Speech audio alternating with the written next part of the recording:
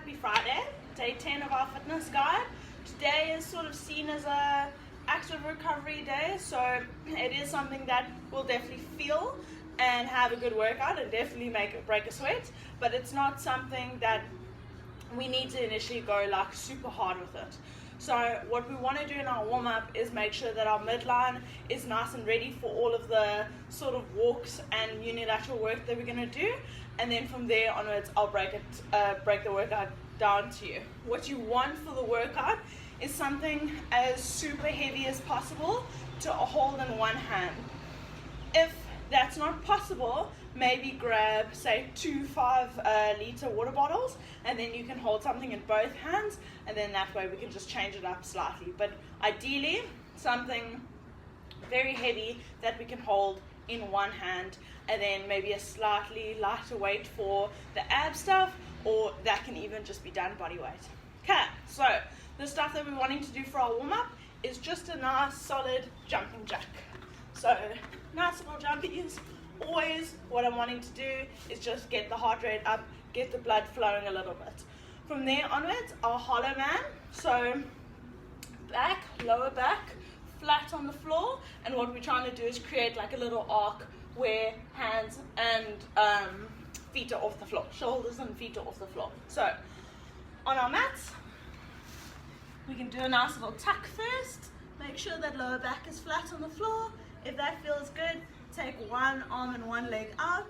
That still feels good. Other arm, other leg out. You want to be amazing. Hands above head. And this is our full hollow body. So we can tuck if that's a bit too hard. Tuck both legs, but what I'm looking for is keeping shoulders off the floor. After our jumping jacks, we've got 20 seconds of that. You're very advanced in that movement. You can even add in a little hollow rock, but let's just try warm up the midline by just holding. Our Superman hold is done in the exact opposite way. So we're lying on our stomach, trying to get our chest and our feet off the floor. So, stomach, ideally feet together. We don't want a wide stance, so think about heels squeezing together. From there onwards, thumbs up to the sky, lift both, and breathe. We want to think about squeezing the bummy the entire time, and that will just light up the lower back to get that working as well.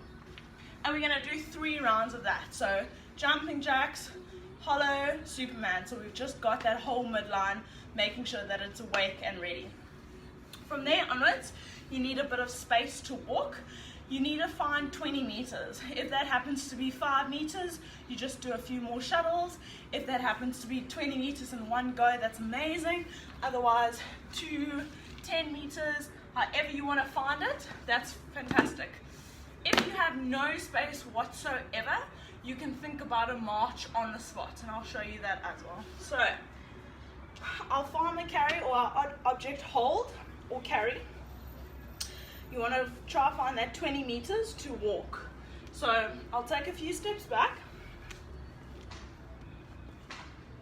and all we're doing is just walking.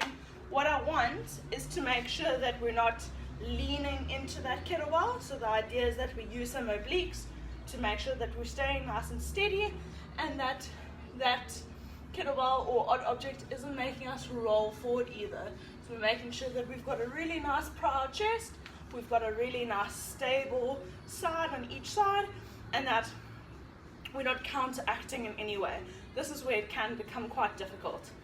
From there onwards, we do 20 meters on the left, walking there and back. Again, if you can't find something heavy enough, you can hold in 2 hands. If you can't find heavy enough, then we can hold it at the shoulders. This is where that march comes in, where I can just think about taking nice big steps on the spot. But we can't find 20 meters to walk in total. From there onwards, we want to think about a nice Russian swing with our heavy object. So, sending hips back like a deadlift, keeping that chest nice and proud.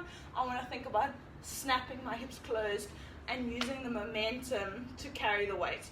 So it's not a frontal raise, it's not a hugely orientated shoulder workout, it's a nice hamstring, back, and glute workout. So these nice big muscles here at the back, we want to use those as much as possible.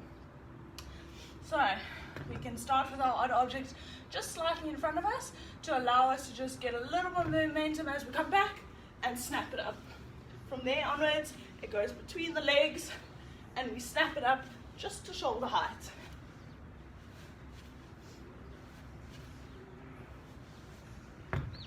So it's a nice powerful hip movement. So making sure that if we can get it right to send the hips back and snap them closed. Try to keep heels down on the floor, and that allows you to squeeze the bunny nicely at the top.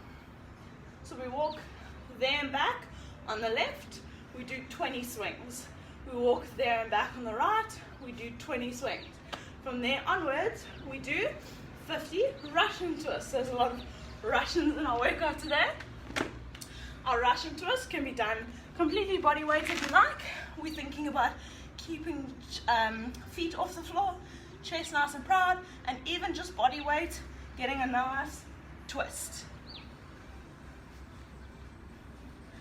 And that would be one round. We're doing 5 rounds of this, so it can get quite grippy. Make sure if you need to take breaks, you take breaks where you can, because holding the kettlebell from the walk or holding your object into swinging your object, the hands take a little bit of strain. So make sure you have conscious little breaks in between if you need to. If you want to get a lighter weight for your Russian twist, that's amazing. Otherwise, like I said, body weight is absolutely fine. I hope we have an amazing weekend, guys. Have fun with this one.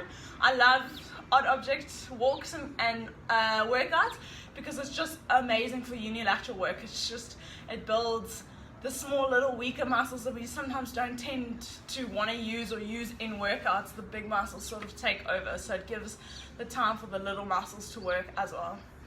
Have an awesome weekend, guys. Enjoy this one. I'm excited to do it now.